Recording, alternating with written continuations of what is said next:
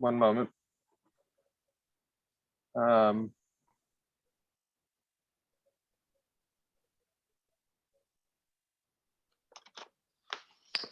Or can you just email it to me quickly and then I can Yep, share? I'm happy to. Yep, I'll do that right now. Thank you. Well, let's do this. Go ahead, Tyler, and send it to Amy, and then we will continue on with our agenda and bring that photo back up. And if need be, we can bring you back in the discussion when it comes up on the agenda. I just don't want to overstep the public input in terms of where we are. Understood. Thank you, Mr. Chairman. Yes, sir. So the next thing up is our subcommittee report. I believe we only had one subcommittee, which was the quality. And so I'll yield the floor to you, Mr. Kalinsky. We met last Wednesday, and I think it was a real productive meeting. We spent a little bit of time talking about Orange Street and a little bit of time talking about booze pop situation. Majority of the time was spent with the Assistant Director of Parking, and he updated us on everything from enforcement to basically the blueprint for enforcement, as well as some new technology that is available to the city or will be available to the city should the city decide to purchase it, that actually identifies parking violations by your license plate. And I thought, and I think everyone that was in attendance would agree that it was kind of on mission as to what we're here for, which includes learning about the different responsibilities of city officials. Thank you for that. I think some of that is tonight. I know, Dan, you have some of our guests on the call, which I think we're going to address later. But to that point, in our last meeting, if you read the minutes in detail, you saw that Dan was responding by inviting certain guests from the city to both the subcommittee and the commission at large meetings, just so that we could all have a chance to kind of hear the work of the subcommittees and also to address questions that were brought up. So I commend you, Mr. Kalinsky, for your subcommittee. I thought you were right. You made a lot of ground on that. I know the boost pop still came up in the minutes and the attachment from Tim that he sent out. Tim, do you have any clarifications on that email that you sent out to everybody in terms of the minutes? The memo that I sent out was clear and concise. If anybody has any questions, I'm certainly happy to address those. Okay. So Brumby, I see you have your hand up. I'll yield to you real quick. Mr. Speaker, do you want this kind of hand, or do you want the digital hand, or do you want me to send a message when I want to ask something? Maybe just this kind of hand, because I'm working off my laptop, so it's hard for me to jump up. All right, I'm going to lower my little digital hand. I had yielded my time or borrowed Tyler's time to talk to Dan and Lee and then back to Dan. I felt like I owed an answer to Tyler. The reason we were in Let's Make a Deal in what's the name of our committee, Lorraine? Is it Parking Routes and Buses? Yes. So I Routes, parking and tourism rules. Yeah, I lose a lot. I'm like 3 strikes already in my committee. I think it was to make a deal but not send it here, but I lost, I think 2-1 or 3-1. And so, Mr. Jones, you made a deal not to go down Orange Street, but you didn't get a vote. And so this thing moved to the full committee, which I think is good because you got a chance to demonstrate to us the carriage's ability to maybe regulate themselves. I wanted to share, I went and investigated some funky parking and route things on my own. And I had a short story I wanted to, there's 3 weird parking things after we met with Robert Somerville, I believe it is Mr. Somerville, who answered a lot of questions related to parking and fire lanes on Orange Street. I felt like I needed to do homework. So I wanted to share that homework with you when I get a chance, but that's all I need to say. Yeah, thank you, Mr. McLeod. I know we're going to do a deeper dive on the agenda item during discussion in a few minutes here. I'm just trying to stick to our agenda. The next thing we had after the subcommittee report was an update from the Department of Livability and Tourism, and I'll yield to either Dan or Lee, whoever's going to give that report. Lee, you want me to roll? Yeah, if you want to take it. Yeah, well, nothing outside the sorts of Orange Street, but I'll echo the subcommittee meeting that we had a week or so ago. I think we're making progress. I think it's very important to the whole commission that we continue to do so with the subcommittees. I think it's very important and informative. And you've asked to have another guest speaker. I've invited Lieutenant Katrina Rivers tonight. She could speak on some police issues involving other aspects of tourism related to maybe what the group has asked about homelessness and other issues with pedestrian safety and traffic safety. So I've asked her to attend, and she's graciously is here, and I'll let her proceed at this point if that's okay with everybody. Yeah, we had her last on the agenda, but I'm fine moving her forward. I think it fits nicely on the back of the subcommittee's questions about where we are. So I'll go ahead and give the floor to Ms. Rivers. Yeah, I promised her earlier because she's been working all day. I wanted to. I felt bad for her, so I would like to put her up to the front and let her get home. No, no worries. I will be working late anyway, so if you don't mind, I'll probably stand on and see if there's any additional questions. As you stated, I've got this notice late, so I'm not exactly sure of the specific questions. I do know that I guess there's been some concern regarding the homeless population and probably the increase in the mental health side of possible issues involving many of the homeless. Additionally, I guess the crosswalks around the farmers market, I'm assuming you're referring to both King Street and Meeting Street. So I inquired to the Team 9 and Team 1 regarding those crosswalks just in preparation. And it's my understanding that they will enforce any violations that they observe. However, there has not been very many violations observed, and the few that have been addressed, and they're not seeing any calls from the citizens. I just want to take a moment to just ask, has there been specific questions regarding the crosswalks surrounding the farmers market, or is this, I apologize. I think Dr. Weinstein wants to Dr. handle that. Weinstein is, yes, he's our person in charge of crosswalks. Thank you very much. I appreciate your statements. Living right down the block from there, my major concern is the Charlotte Meeting Street one, especially on Saturday mornings. Because one is I always go there, and two, there's a lot of other people going there too. And the other bad one is on Alexander and Calhoun, right near the school board building. And because I always cross over to get over to George and over there. And I would just say that my concern is I'm very worried that somebody's going to get hurt, because it appears that most drivers don't care whether you're in the crosswalk or not.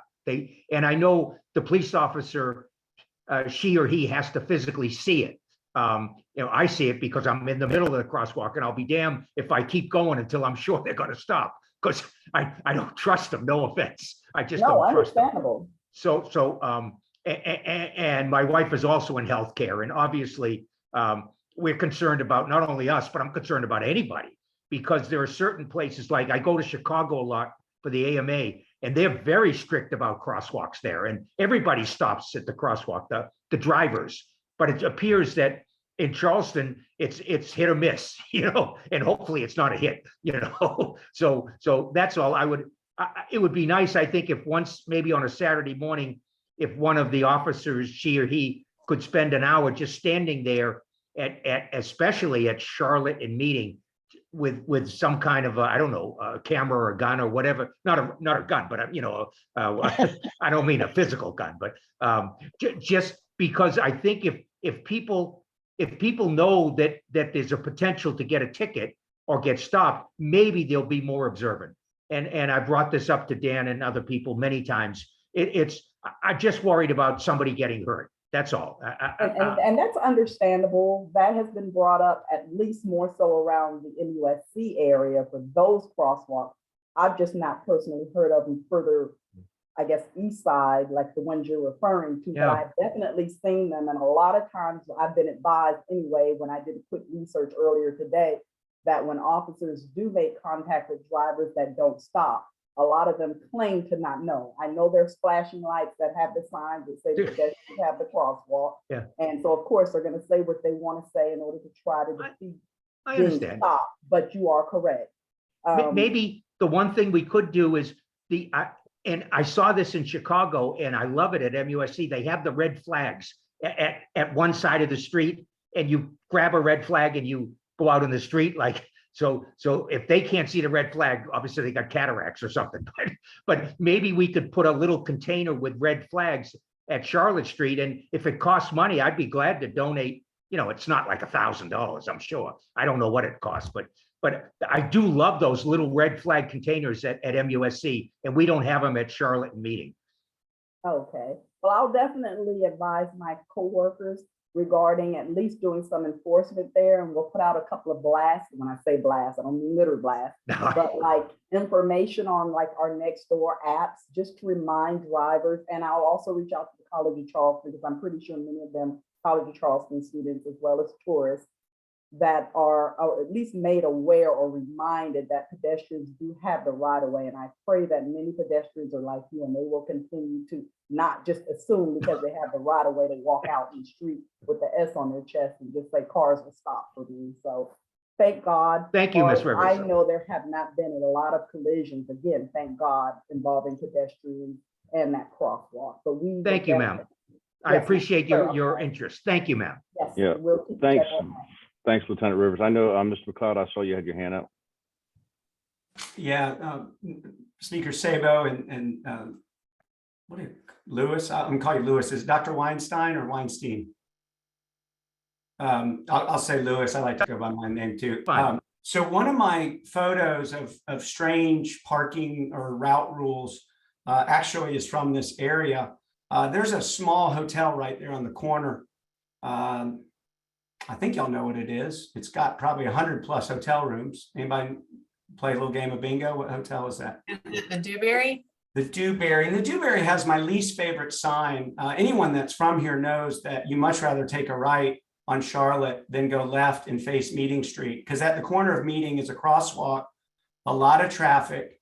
There's a pothole right before an oak tree that if you don't dodge, you'll hit it, which the car to bus drivers know to swerve into the left lane to avoid the tree and the pothole while dodging pedestrians. So that was actually one of my 3 I wanted to share with you today. And I bet we could cut the traffic in half, maybe 8/10 by removing the no right turn out of the Dewberry Porte-Cochere lot. Because right now it tells everyone they have to go left to Meeting, which that seems like that's easier than the carriage. I mean, I know some of those people on the street don't want people going down, but keep in mind, Dewberry has 6 beautiful house cars that I think are made by Volvo, which is made in North, maybe it's in our Tri-County area. Anyway, that's the kind of solution I'd like to see, but I'll yield the floor.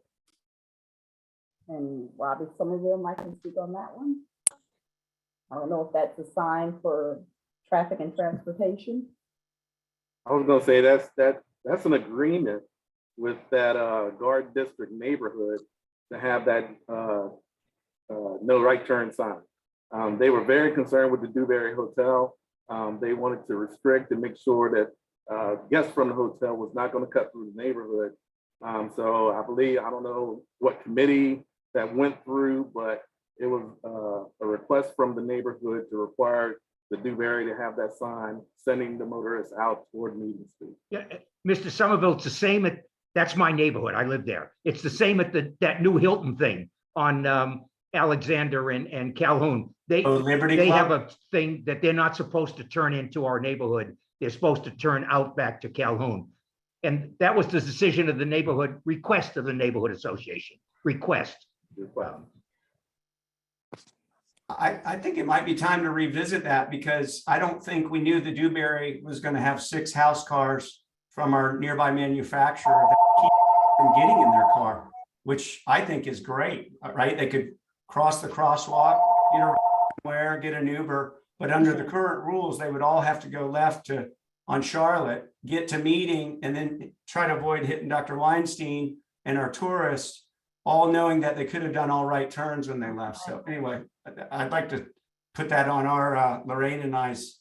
Who else is on there with me? Barry, I think, or whoever's on my committee with me. That would be a fun one to take on. So anyway, Speaker Sabo, I have 2 others, but I was going to wait. Maybe the agenda will hit them for me. I'll just be quiet now. And if you want me to pick it up regarding the homeless I'm in the middle of a population, Zoom call for the city. And, but how long do you? regarding, Yeah, please getting in terms of moving you up to the subcommittee, that was on Mr. Kalinsky's list, was the homeless. So if you could give us a quick update there, I think that would be great. I'll call you. okay, you just wanted to know what law enforcement response when we receive calls involving them. We do reach out to Talia Rice, which is our homeless coordinator. Many of them have already been made contact through her for different services that are available to them. Not all of them accept the services that are provided. So we do deal with them as best we can. We refer any services that, including the Charleston Center Drive, if there is possibly some sort of addiction may be involved with it, we can refer them there also, as well as 180 Place and the coordinating center that's right beside them. We do, but we will make an arrest if we have to. That's usually lower on the totem pole just because we know we want to treat the issue as best we can to avoid repeat offenders. There are cases where these arrests have to be made because they're told repeatedly, you're on trespass notice from the various businesses in the area, and or if they're doing illegal stuff in the city parks, they could be placed on trespass notice from those locations also. And when those trespass notices are violated, sometimes they do have to be taken into custody and taken to jail. However, the jail sometimes doesn't keep them that are there. Is usually 30 days is the max. So for the charge itself. So they'll usually be released within a couple of days before their court date. And we still, again, make every effort to try to get them help because we know at the end of the day, that's what they need. The aggressive ones, we will address that. Being assaultive, which we've had in the past, as well as indecent exposure, those type things that also come along with homelessness, unfortunately, because they don't have a restroom to go to. We do get calls in the neighborhoods regarding maybe public urinations or things of that sort, and they are addressed as we receive the calls. And if there's any specific questions, I'll be happy to try to answer them, or I can seek the answers for you if I'm not covering the topic that you would like to hear more specifically. I see Mr. Kalinsky's hand. I know specifically this came out of his subcommittee, which has to deal with quality of life, but go ahead, Barry. No, I just, while Lieutenant Rivers is on, I was under the impression there was a city ordinance that prohibited panhandling on intersections. And because I sell real estate, so I'm around downtown all the time, and there seems to be, when you get off of the Cooper River Bridge back into Charleston, there seems to be at any time of the day someone there. There's someone on the crosstown that's like on a very narrow median, and I'm just concerned about the safety aspect as opposed to the legality. But is the city aware? Yes, sir. And yes, you are correct. There is a statute violation that prohibits that. Many of these same individuals that you're referring to are the same people.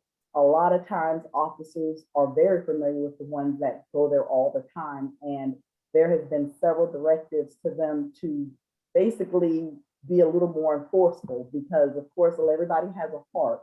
So they try to, work with them and not always try to put them in jail, but when they're told repeatedly, like you said, it becomes a safety issue. You step out into the street, try to get $1 or $2, and then you get hit by a car, and that's not what we want. So yes, we do enforce them.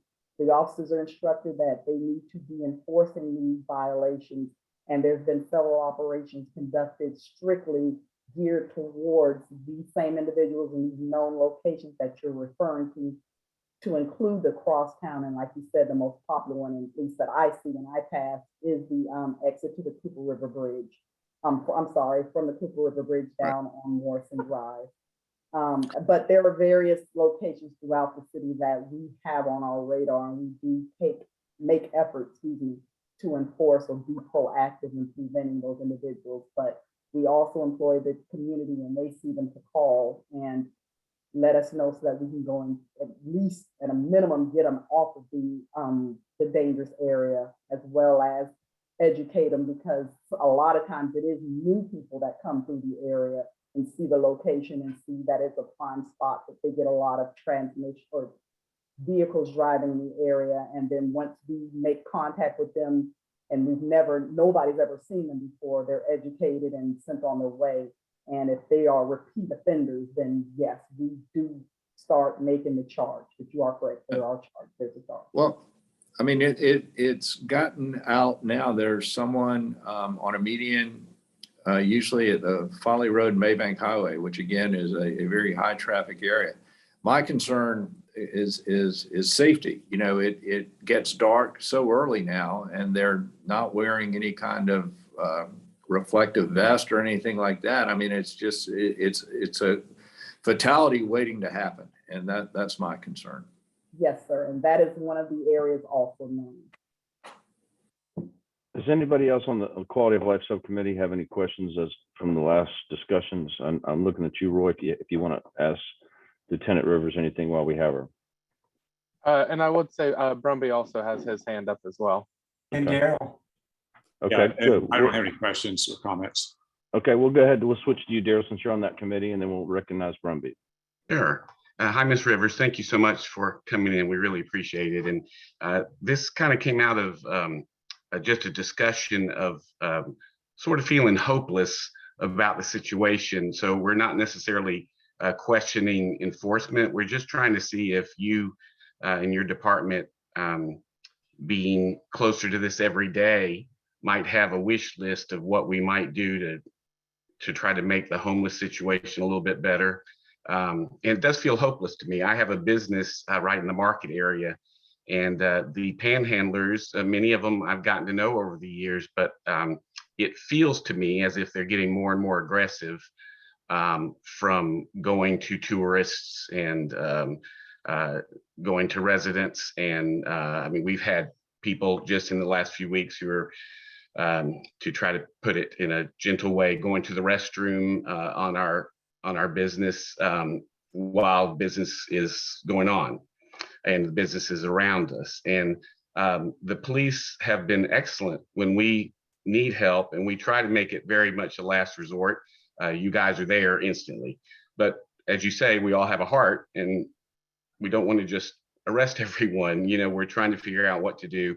Beside with the panhandlers getting more aggressive in that area, we also have, as you know, the aggressive teenagers or 20-somethings who are doing the roses, who are not part of the program, and they're becoming so aggressive. I had a customer tell me just last week that one of them, who we see a lot, threw all the roses at a bunch of tourists and walked off because no one would purchase. And so we're so concerned about that. And then on Upper King Street, this is not my area, Upper King Street. I don't know as much about it, but I've heard that it's gotten worse with the panhandlers there. And I went there for dinner this week, and 3 panhandlers were following, in separate instances, tourists when I was on a block and a half. So it's scary. It's scary for, of course, the tourists and the residents' safety, but it's also troubling because we just don't want to put everyone in jail. So it feels like a hopeless situation. And I wonder, from the police standpoint, is there anything you wish that we could start thinking about, something we could do that would direct us to a better solution before things continue to get worse and worse? Thank you so much for your time. I thank you for your comments also. Definitely reach out to 180 Place to see if there's anything you can do there for them, because they're the main hub that supports them. As far as the Rose Kids that you referred to, that is a new, well, it's not a new program. As you know, it was a program that was in existence that kind of fell at the wayside for a couple of years. Now it's coming back. They have a new contract and the individual is working to get that program back up and running, and prayerfully, we can get a lot of those kids into that program, which will hopefully alleviate them independently working, if you will, basically being a little more aggressive because they will have oversight when they have this program. There will be counselors and people or chaperones, if you will, that will be monitoring their behavior and ensuring that these things aren't happening. So that hopefully will put a damper, if you will, or stop some of that panhandling. But in terms of what we all can do as a community, as a state, as a whole, like you said, it's a challenge that we continue to have, and we're not the only ones that struggle with this challenge.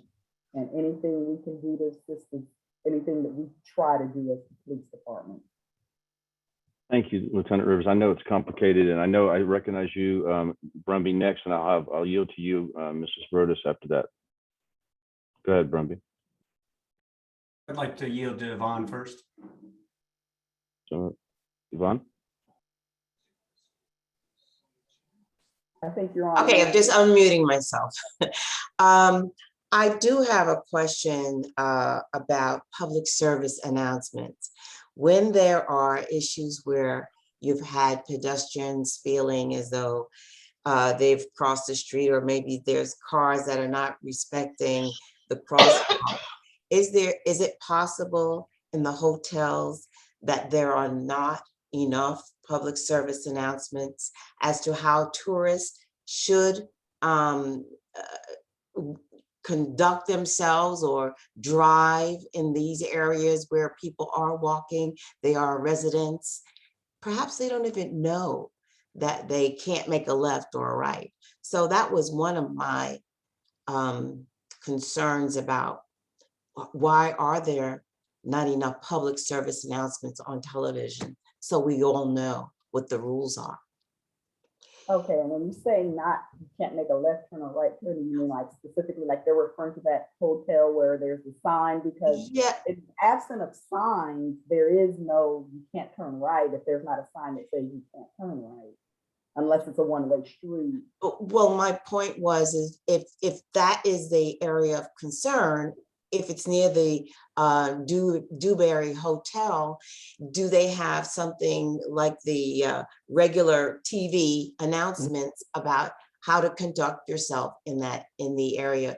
If you're going down a street that should not be left, they should be making a right, which is a better way to do things. Maybe, that's all. Maybe I can chime in for Yes. Lieutenant Rivers on this. I've had some meetings and discussions with the Charleston Visitor Bureau. They're currently working on and have already done some tourist videos that will be aired in the hotels throughout Charleston. It's actually a part of our 2015 tourism management plan of educating tourists come to Charleston of the rules and respect for residents when you visit our city. And it's going to be impactful.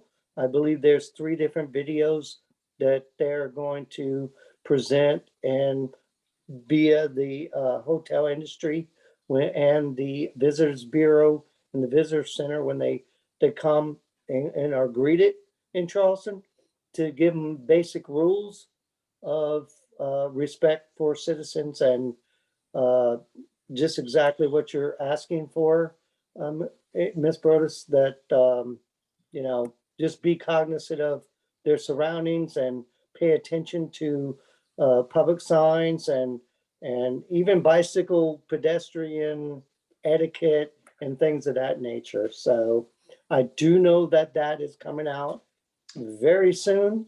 Okay. And they'll actually have videos at the Visitors Bureau for that as well. Not only in the hotels, but also at the Visitor Center, to where citizens who are just walking in and not maybe at a hotel or in their RV or whatever, but the platform is set and I believe it's going to be very productive. Sounds good to me. Thank you for sharing, Dan. And Thanks, to Dan. piggyback on what he said, I did make a note earlier when we were referring to the crosswalks to advise our public informational officer to see if she can broadcast on our various media outlets, just reminding just the general public, not just tourists, that crosswalks are there for the pedestrians and they have to right away. Because although we should all know this, not everybody knows. It's not written on every crosswalk.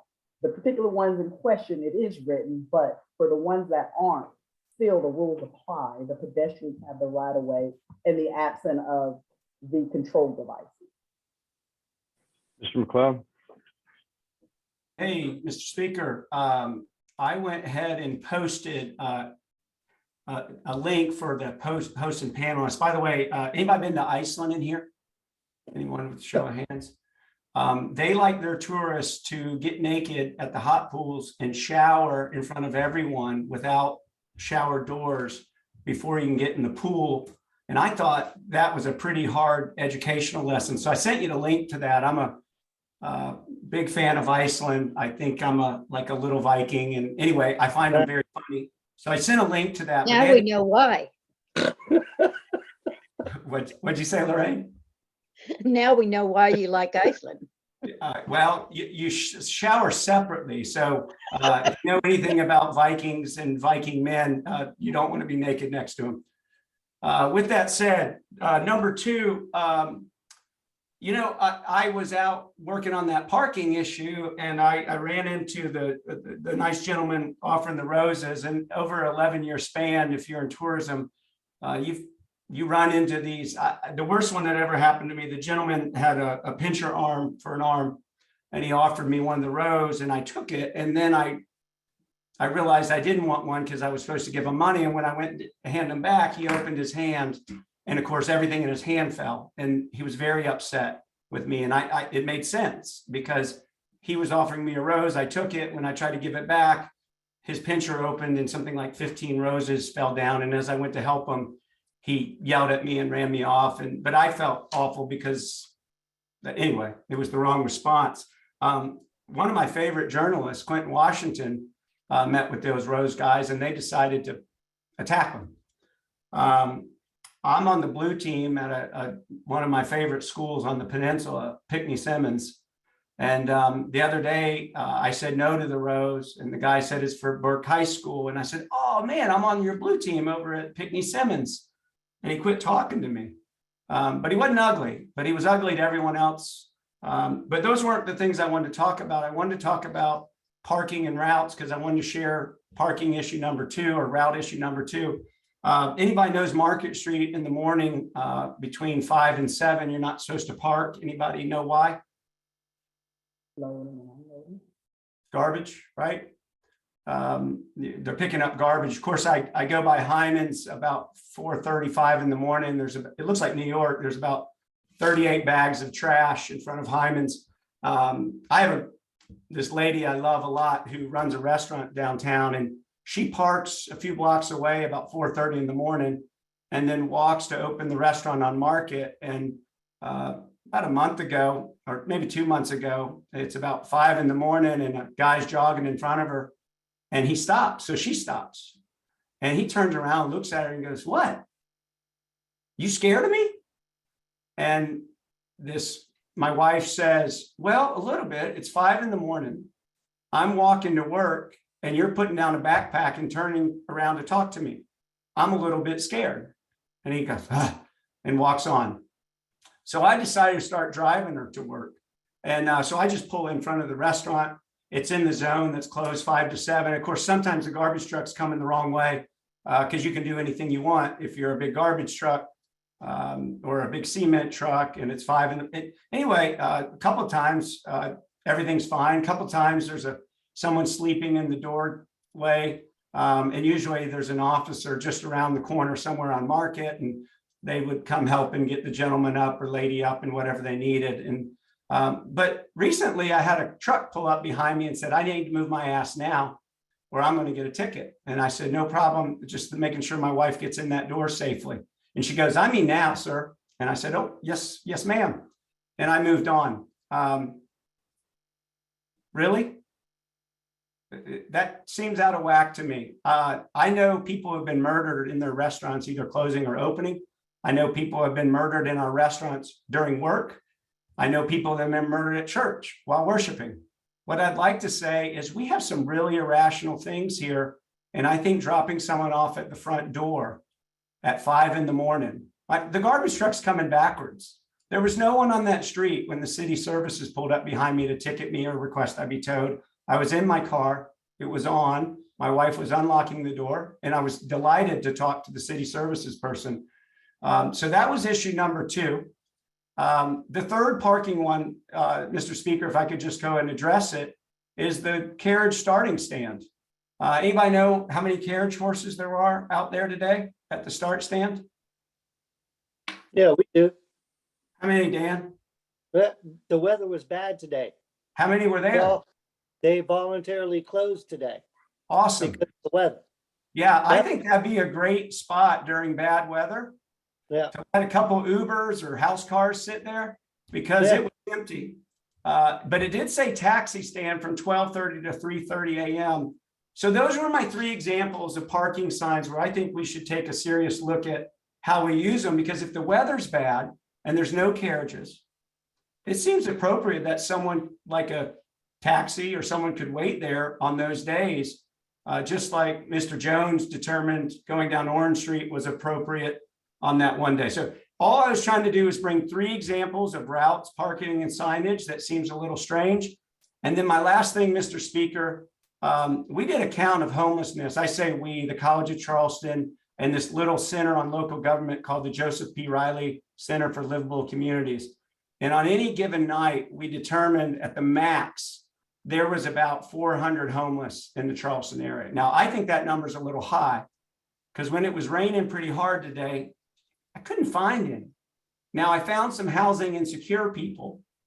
One of my favorites is the old house right between the Dewberry and the AME church. And the guy offered to help me with directions.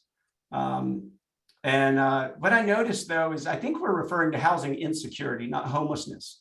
The #1 hotel on the peninsula has a wait list to get in, and it has a wait list to get out.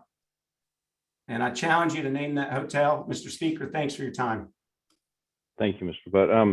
Lieutenant Rivers or Mr. Somerville, do you have any response or anything that you need to add here?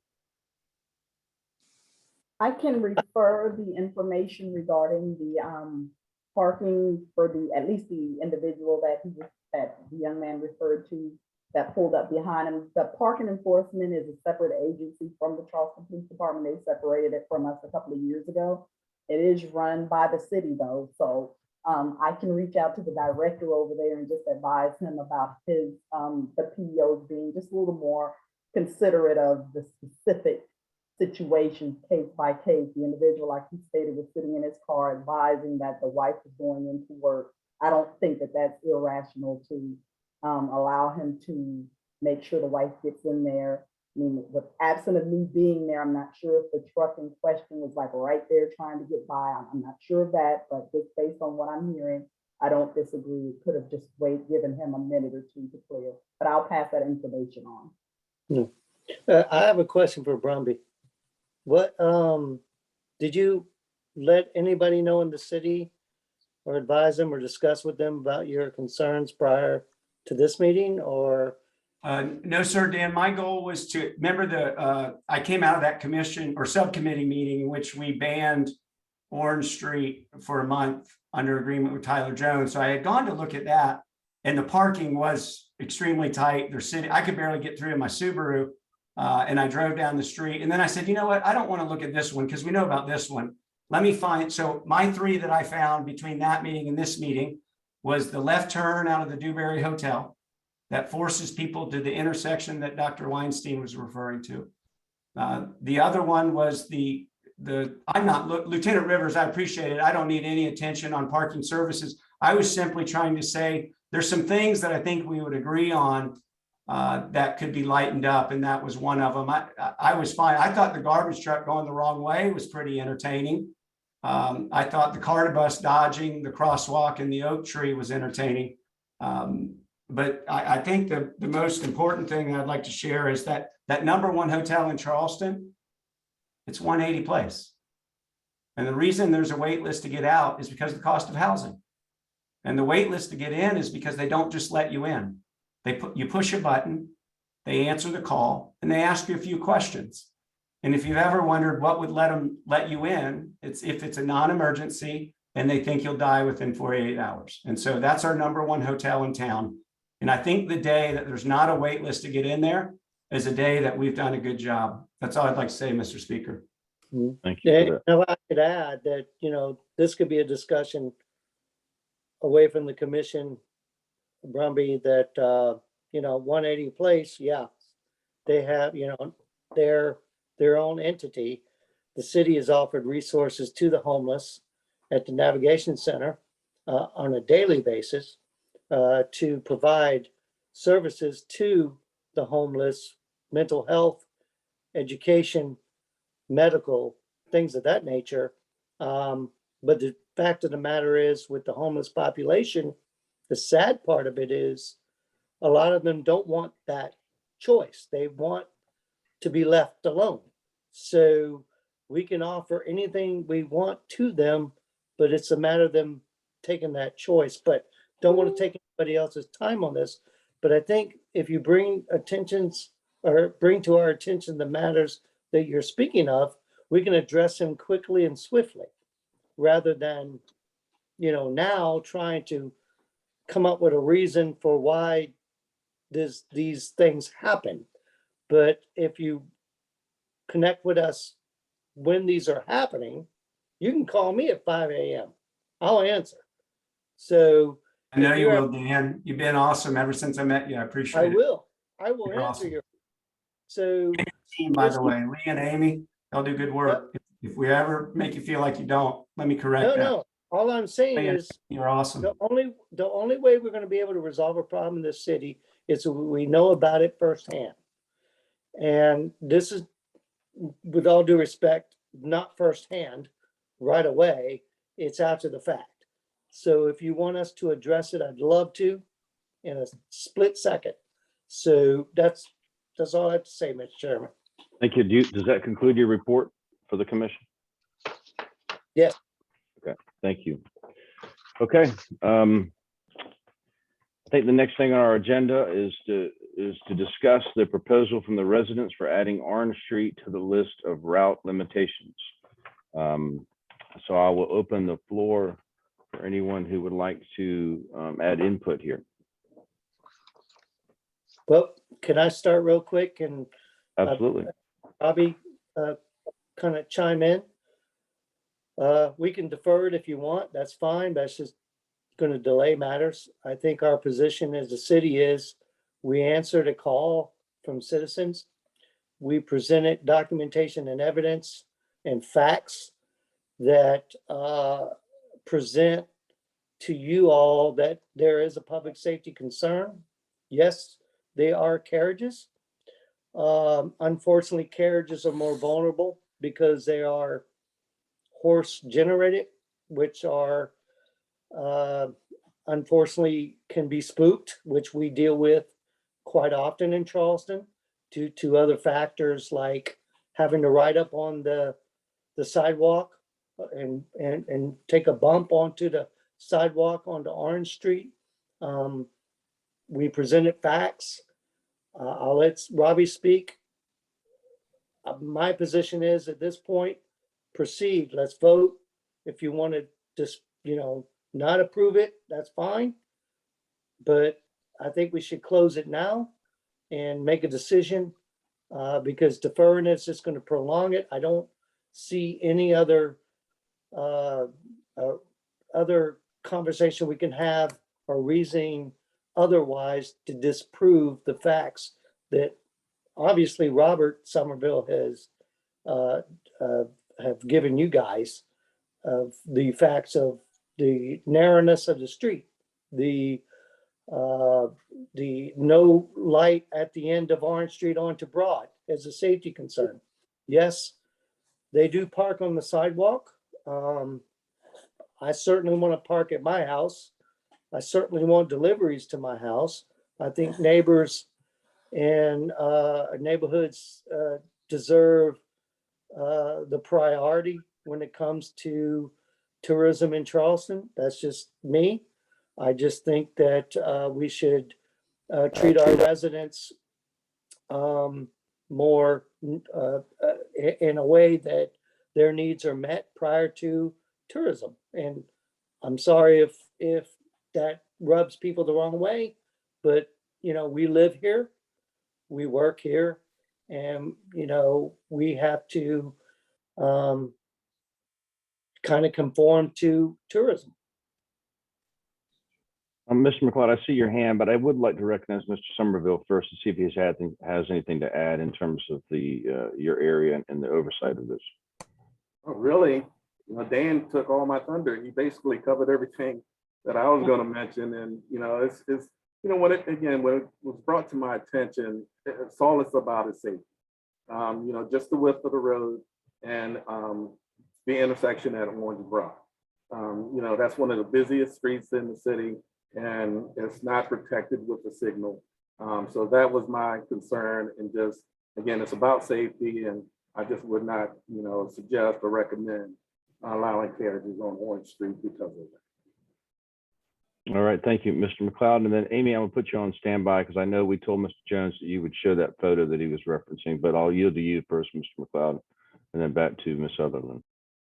Mr. Speaker, I'd like to look at potentially getting rid of this proposed ordinance and working to give Dan and his team emergency stay powers. I think this is a good example of business, community, and government coming together to solve a problem. Some community members were served. They came to Dan.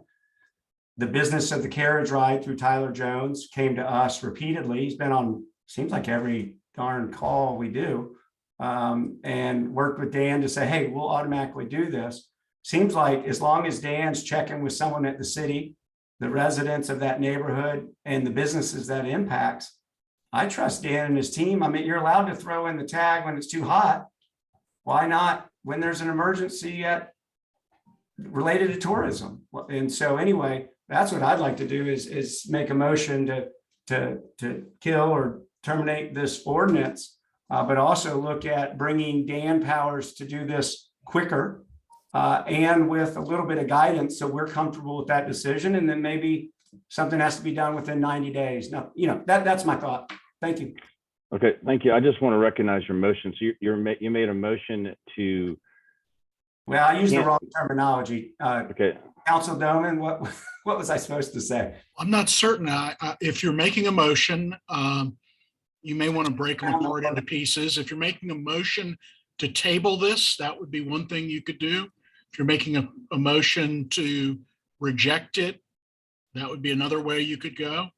I don't know that there's been full discussion yet, but if the parliamentary rules would be if you have a second, then we would vote on it. But if it's for lack of a second, then we could continue discussing it. All right. So steps, Mr. Speaker. I'm just trying to make sure the commissioners know what specifically your motion entails. So does your motion to cancel or recommend canceling the ordinance and then have it none of these roads be restricted? Is that what you're saying? Yeah, I'd like to make a motion to reject the ordinance, but I might need to modify it, which would be a motion to reject the ordinance as presented and then modify it to allow emergency stays for Dan Riccio's team under a small set of guidelines. Exactly what he did. I mean, he went and got Tyler Jones, voluntarily agreed to do it. We looked at it. We brought in Robert Somerville, and we know that we do not want carriages going down Orange Street right now. But I think we also want to look at whether we should allow cars to park on the sidewalk. But that's not going to happen. And, we were going to just overpower the carriage company, which I don't think that's the case. I think we're better off granting Dan some professional leeway here as a former police officer, knowledge of the city. That's my thought. So if I could just jump in really quick, the second part of your motion, I don't think that this body has the legal power to grant Dan or somebody else in his position emergency powers. I don't think that works. Now, let me say, the good news is I think every police officer has a certain measure of discretion. And every person who is enforcing the law, whether they're a police officer or not, such as Dan, has a certain measure of discretion.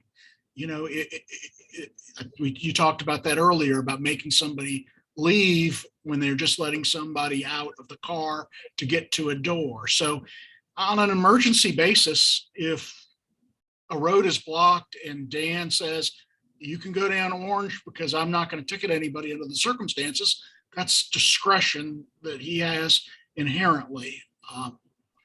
So with that being said, I don't think we can vote on your motion because I cannot allow this body to give emergency powers to Dan. But if you want to make a straight motion to reject the ordinance, that would be allowable.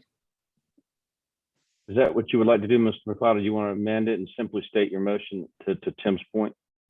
Yes, sir. Based on Tim's legal guidance and committee rules, I'd like to make a motion to reject the ordinance as presented for the carriages. Thank you. Is there a second? Second. Thank you, Ms. Moore. We'll go for a vote since there's a second. All those in favor? So, wait, just so we want to I'm be sorry. really clear about this, because it's kind of it's a negative one, right? So we have to be clear. I think the last time we did this, it got a little confusing. So a vote for yes is a vote against the ordinance. A vote for no is for the ordinance amendment. And I should open up the floor. And Dan is for the ordinance, am I correct? Yes, I mean, I am for the ordinance. The city is for the ordinance due to public safety with the narrowness of the street. I understand exactly what Brumby is saying, that if there's not an ordinance in place, that there's a policy, if you will, in place to basically allow carriages to go as an emergency situation pertaining to construction or whatever have you. Is that what I'm reading, Brumby? Yeah, and Dan, I could ask to table it with Tyler Jones agreeing on behalf of the carriage industry that they'll stay off Orange for a few more weeks or months. But I think some of these ordinances as they're coming in are a little bit too targeted at a particular business type or owner. So a little bit, it's just kind of rubs wrong, but I'll do whatever you think you need. But my motion right now is to reject the ordinance. And then maybe you and Tyler, I'm almost positive that he'll agree to that, but maybe not. Maybe I'm wrong. Why don't we? Yeah, Brumby, I'm sorry, it's just as a point of order, we have a motion and we have a second. And so I think we need to complete the motion since it's on the floor. And I want to open it up for discussion before we take a vote. Mr. Wade, I saw you had your hand up and I'll recognize you. Yeah, I have a comment and then I have a question. To me, I would agree that if all the citizens of a residential street were against a commercial product being on their street, that they should have a say in that. But I don't know that we've heard that. There was no one here today representing the neighborhood speaking to us, I don't think. And last time, I believe it was 3 residents. And I drove down the street this week just to kind of see for myself. And I talked to a random person who lives there, and they were aware of the situation, but neither strong in favor or against having the horse and carriages on their street. So I'm not sure that we have evidence that the citizens of that, the residents rather of that street, are unanimously for this. If they were, I would be inclined to listen to them because it is a residential street, and I think they should have a say as to what commercial products are on their street. So if this gets tabled, yes, it would be nice for this committee to hear more from the carriage companies, but at the same token, we would need to hear from the residents. My question is there a reason, will the carriage companies be using this as their emergency? They only go on Orange Street when necessary, or is it that they use it regularly?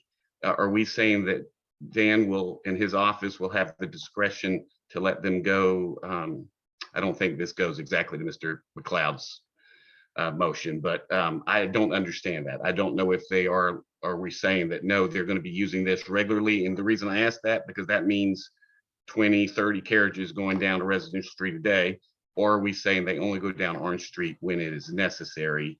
That seems a big difference to me for the residents. Motion that's on the table is simply to reject the ordinance.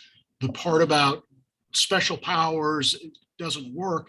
And again, I think that if there's no law, technically they can go down it. If they just say they're not going to go down it, they may honor that agreement.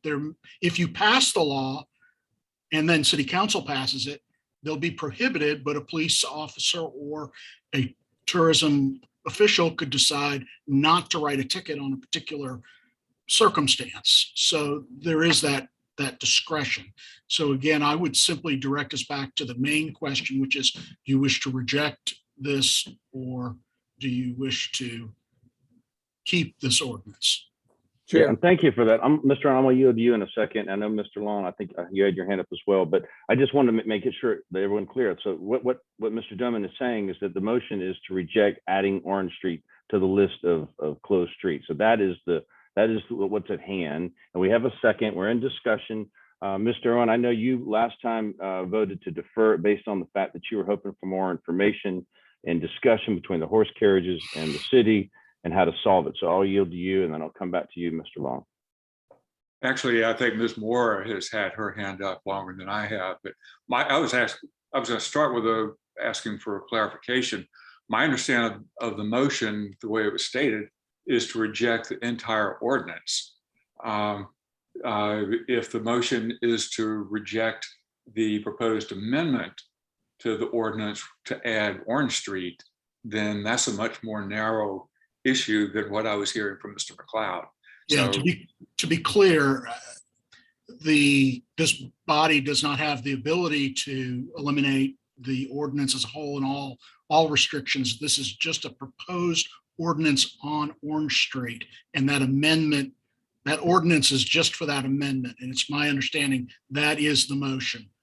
okay, that's a good clarification. That makes more sense. And I would like to address that, but again, Ms. Moore, I think you have had your digital hand up for a long time. And Sorry, Ms. Moore. My but then, apologies. Mr. Chairman, I would like to come back and speak. Sure, certainly. Ms. I Moore? just wanted to answer one of Mr. Wade's questions, and I think that for clarification, the carriage companies prefer not to use this street. It's difficult for them to get down, just like it is for all of us to get down that street. I think they would prefer not to use the street, but that particular area does become very congested. And I think they would like to leave it on the table because it allows them some flexibility in situations like Mr. Jones was saying. There can be a cement truck blocking the road and they need to get around. The more and more streets you take off the table, the less flexibility they have. So, for them, they would prefer not to use the street, but they would like to keep it open in case they have to. I think that that's a reasonable request. And that's one of the reasons I'm for getting rid of this ordinance, but I would prefer to defer it because I think that there is a solution. I think that Dan and the carriage companies can get together and come up with a better solution than just taking it off the table. The precedents this set, I think, really worries them about what streets are next. So that's something to be considered. Well, I appreciate that. I think right now we still have a motion, and I think we still have to take a vote on the motion. And then we can, if the vote fails or it doesn't pass, then we can come back and make that recommendation. And I know, Amy, I'm going to come back to you because I think we need to show the pictures of what Mr. Tyler Jones had sent us. But I know, Ernie, you had your hand up, so I'll recognize you real quick. Mentioned that the subcommittee heard from the neighbors in the neighborhood, and Mr. Henry Grimble represented a number of those neighbors and gave us a very good overview of why we need this amendment. And we had a number of letters from the residents asking for this addition and the amendment. So we did hear from the residents of Orange Street. And they did request this. I think we should consider that from the body who really wants it. Okay, I know, Mr. Owen, you had said that you would like to come back to you, and then I'll go to you, and then I'll yield to Amy to show that picture. Mr. Owen? Okay, thank you. I'm going to vote against adding Orange Street to the ordinance. And again, I think that's going to mean that I vote for Mr. McLeod's motion. But again, I'm going to have to be sure I'm not getting myself turned around 360 degrees. Henry Grimble did come before the group last time and advocated for closing Orange Street to carriage traffic. I went back and looked at the city council minutes from February 14 of 1978 and April 11th of 1978, when this ordinance first came up to add these first 9 streets. And interestingly, there was a lot of conversation then around the concept of having certain streets being used as, quote, connectors, not a street to be a highlight for a tour, but a connector to be used when a carriage couldn't get down another street for some reason, which I think is what we're talking about here with Orange Street. And interestingly, Henry Grimble was on city council at the time, and he was arguing in favor of having connector streets. Now he's arguing against, now that he's not on city council and he does live on Orange Street, he's arguing against having Orange Street as a connector.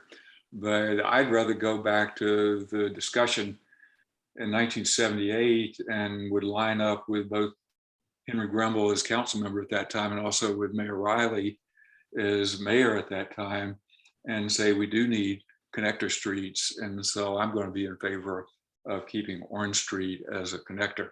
I think what we have here is not really an appropriate carriage issue. I think what we have is a parking issue and a public safety issue that's caused by allowing residents to park on the sidewalk. And I've gone down Orange Street a couple of times, and every house on Orange Street has its own off-street parking. All but one of them have at least 2 slots for off-street parking. So I know this is not up to us to remove parking, but I think the problem is that we have residents of Orange Street that are not parking in their off-street parking. Thank you for that, Mr. Owen. Ms. Southern, are you able right now to chime in and show that photo that we promised Mr. Jones we would show the commission? Yes. Okay, go ahead. I'll give you the floor. Okay.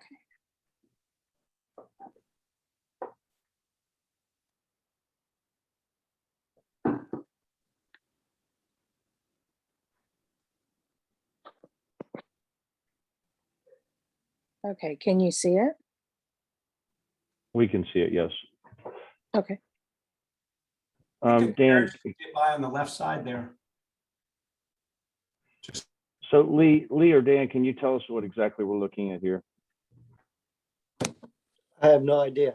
I've never seen It this looks picture. like to me it's a carriage or vehicle traveling down Trad, and Right. Trad blocked, so and they're at the intersection of Orange Street. I see. So they're showing the picture depicts the horse carriage could not go straight, so they was Right. forced to turn on Orange Street. That's what you're saying. Correct. I believe that's actually one of the carriage company's golf carts that they use. But yes, that is the intersection of Trad and Orange. And this is again like I said previously, the mention of the wooden barricade, the cement mixer, all of that. That was this is the first where I think any of us are hearing about this, including Right. our officers. We would not, I mean, I have said before in this, in some of the initial conversations regarding Orange Street, and having been a tourism officer and the tourism logistics officer, we urge discretion with something like this. And had we been presented ourselves or our officers with any of this information, even if our officers had been there and seen this, we would not have written we would have not have even issued a warning on it. that we wouldn't, it wouldn't have been anything like that. But again, this is, you know, I spoke with the owner of the company that we gave the warning to. We've spoken with the driver, and no one mentioned this, and now it's a month later. You know, this is, yeah, it's in this entirely changes the dynamic of that conversation. Just like we have in just like we have with other prohibited streets such as Ladson, which has, you know, been a prohibited street for quite a while. There have been plenty of times where a cement mixer or something to that effect was blocking King Street, and although Ladson was a prohibited street, the only option we had was to that a carriage operator had at the time before we could put up a reroute and let people know to avoid it. The only option we had was, you know, that they had was to go down a prohibited street, which is totally reasonable, understandable. And we just said, we looked and like, yeah, no, makes sense. Thank you for using caution. Remember, it is a prohibited street, but in this instance, totally justifiable. And we left it at that.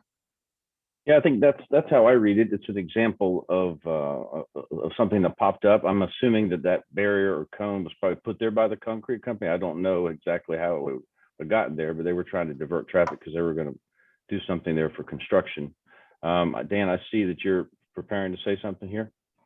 No, I totally agree with Lee. I mean, the carriage industry knows that we're very flexible. We're, you know, we look into all the facts. If obviously when someone gets a ticket, they're going to cry foul and you didn't give me a chance and this, that, and the other. The only reason we're going to do that is if no prior notice or any interaction with us to basically justify the reason why they're doing what they did is the reason why they got the ticket.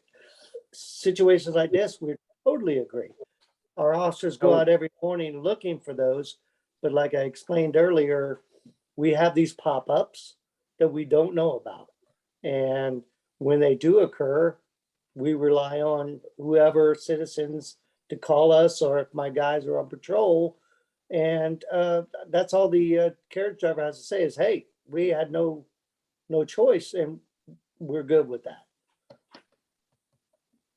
Yeah, it sounds like it's a very fluid situation for sure, especially with construction. I mean, we touched base on this on the last time that we had, but we do have a motion and we do have a second. Is there anybody else that have further discussion before we put it to a vote? I'm sorry, Mr. Long is raising his hand. Go ahead, Mr. Long. Thank you. I'd also like to bring back up the issue we discussed also, which is the safety issue at the corner of Broad and Orange. It is very hard to get out of that intersection. And as we discussed, the horse carriages, it's even harder. And I think that's a major concern. And that's why I think the ordinance is important to add to it. Go ahead. I'm sorry, Mr. Bob. Well, I was kind of debating modifying, but I think I already got a second. So what's the rules on that? Yeah, I think we have to put it to a vote, and if it fails, then we can, I think you can say, in terms of Robert's Rule of Order, you are allowed to say, if the motion fails, I would amend my motion to say that the following. I mean, I think you can put that out there before a vote is taken. But at this point, we have to vote on your original motion because it did get seconded. Yeah, I think I'd like to stand by it, but I did have a quick question. If I wanted to close off a street tomorrow, could I just come with a sawhorse like I saw and put it up? Or do I? No, you can't. No, they're required to notify traffic and transportation for that. Whether they did or not, we don't know. Again, this is past information. I mean, as you know, that the information we receive rapidly, we can respond to, but a month later, it's kind of hard to say, you know, who's at fault or why did you do this? You know, these things should not be held for a later venue. It should be reported immediately so that we can take action. We can send the appropriate department over. If they didn't get a street blocking permit, then they're issued a ticket. The construction company would be. So again, you know, these are all after the facts, Monday morning quarterback stuff. We need to know when things happen, as they happen, so we can address them immediately and take action. Yeah, Mr. Speaker, I agree with Dan, although Dan and I and the entire team have we've had the Monday morning quarterback a lot, because when we started our work on the short-term rentals, we're using old pictures and data to take them to court. So I think there is precedence to bring something up after the fact, but I think the fact that Tourism Commission, someone showed up there, I guess some tourism officer showed up there, or here's a picture of a concrete truck that blocked a street. I don't know if they have permission, but I think it's worth looking into. But I'd like to stand by my motion to reject the ordinance amendment as presented. The ordinance stays in place, but the amendment to add Orange Street, I don't think makes sense here, and I'd like to stick with my original motion. Thank you, sir. Yeah, thank you, Mr. McLeod. All right, we're going to put it to vote unless I hear otherwise.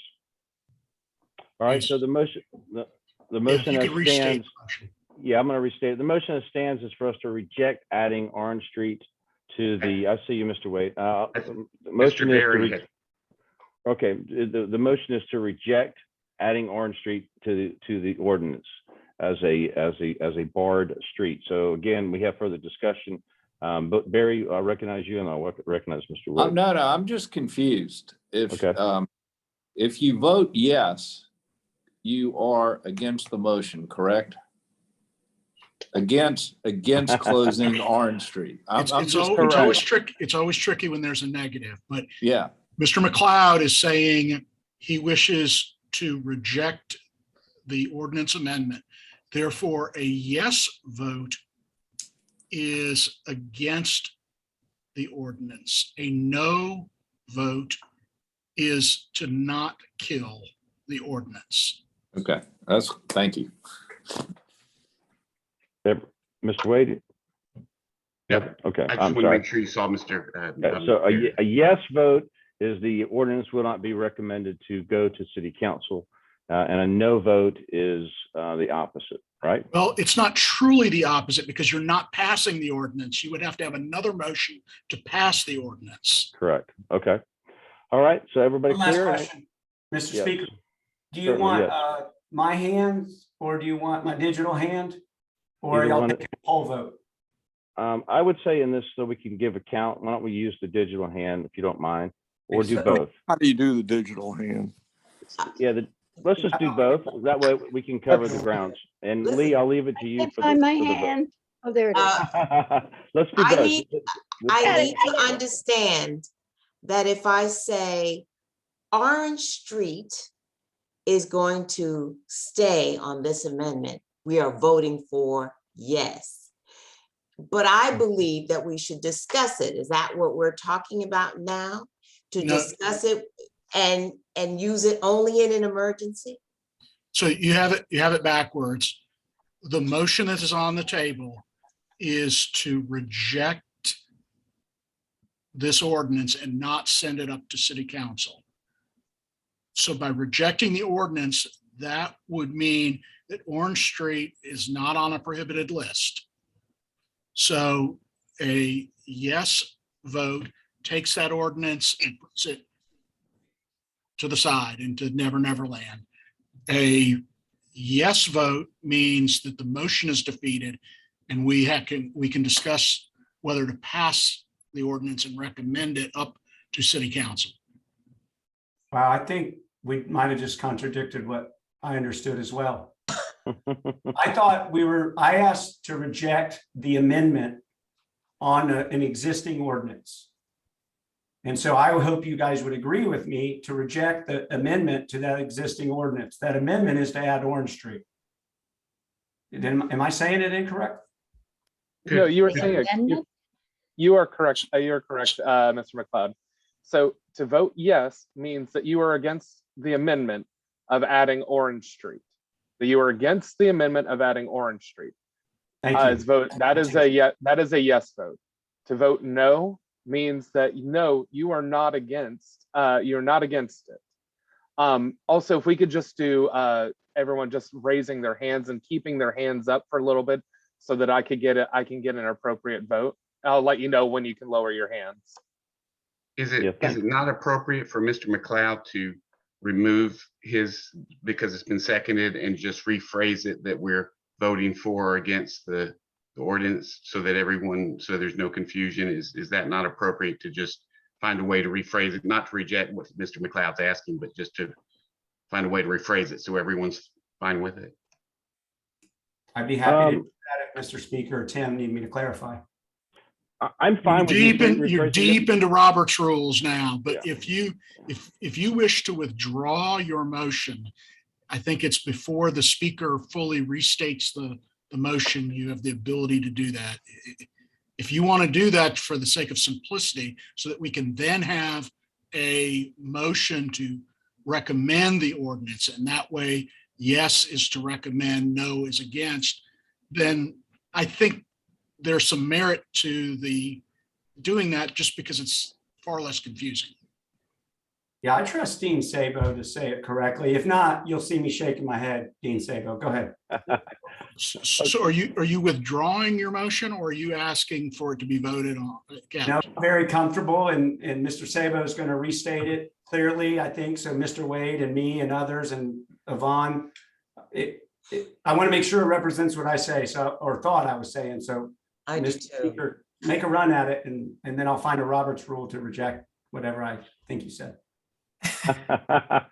Good gracious. Okay, so I think the motion at hand is for us to either vote yes to reject it, which thereby does not, we do not advise City Council to add Orange Street to the ordinance. A no vote, we would not reject it. Therefore, we would have to have a second motion to move it forward for a positive advisory. So basically, a yes throws it out, no keeps it going. Everybody understand? All right, so there's a motion on the floor. There's a second. All those in favor of rejecting the ordinance and not adding Orange Street to the amendment, please raise your hand or say aye. Aye. All right, if everyone could just keep their hands up for 1 second. I have my hand up, but I don't have the other. I mean, how many hands do you want? I got one in the corner. This is for, Looks like, Ms. Broadus, are you making a yes vote? Yeah, I take Orange Street off. Is that what I'm saying? Yeah, that's what I'm saying. All right, so it Lee, looks like we have 8-4. All right, and all those opposed. Thank you. All those opposed, raise your hand and keep your hand up. 1, 2, 3. Oh, nope, I'm taking my hand off. I'm sorry.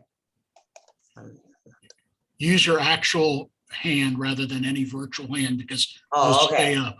Gotcha. All right, so that would be 5. It would be 5 against. I only saw Lorraine, Lewis, and Kaylin. Who are the other two, Lee? Oh, maybe it does fill in duplicates when you slide over, so it looks like it's only 3. Yeah. No, so, I opposed it. Oh, Ernest. So that's 4. Dr. 8 Weinstein. 4.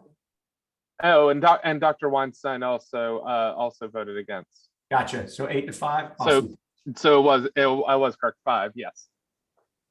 Okay, so the motion carries. We are therefore rejecting adding the Orange Street to the ordinance. Mr. Doma, do we need to do anything further to move this forward? Nothing else, correct? I don't believe so. I think that the body by a majority vote has rejected the ordinance at this time. Okay, and it doesn't mean, by the way, they can't come up again. So I think, what I would recommend to Dan and his team, that they continue to have a dialogue with the horse carriage industry and trying to find a solution, as well as to Mr. Owen's point, to perhaps have Mr. Somerville look at the parking, see what we can do, just to making sure that that road is safe and passable for not just horse carriages, but for emergency vehicles, delivery trucks, and so forth and so on. Is there any other staff comment before we go into old business? If I may, Mr. McLeod, some of the point you mentioned regarding routes and things of that nature, if that's something that you'd like to bring up and we could start discussing at the next routes subcommittee meeting, we could absolutely do that, and I'd be happy to put that on the agenda for it. Absolutely.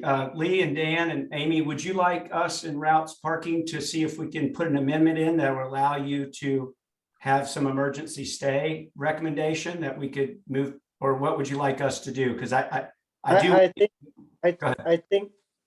think that's a slippery slope with emergency stay with those situations.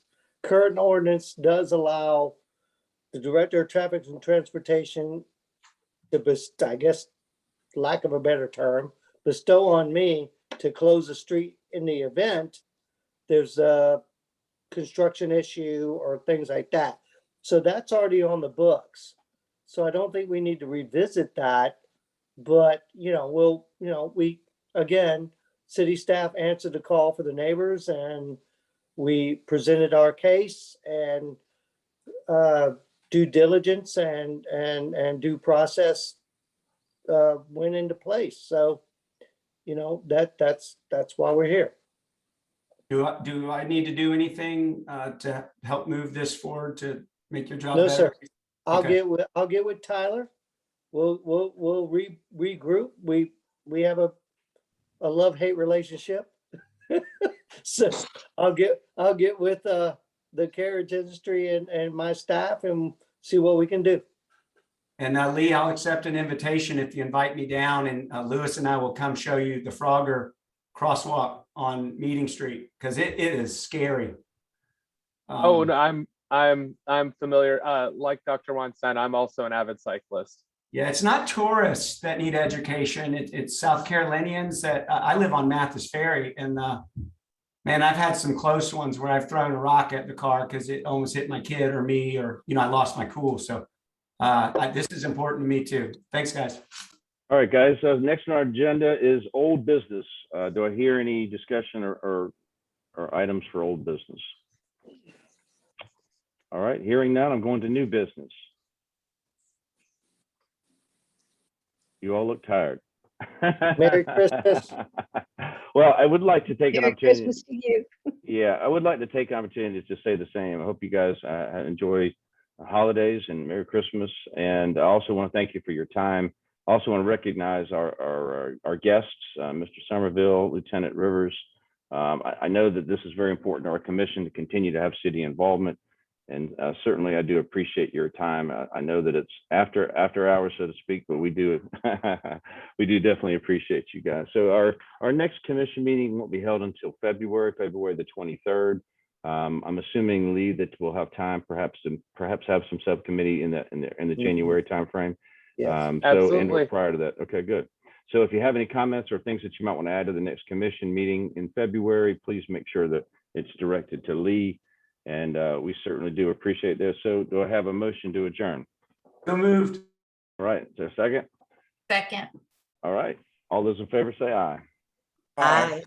All right, our Guys. meeting is hereby adjourned. See you in February. Thank you, Happy everybody. holidays. Merry Christmas. Merry Christmas.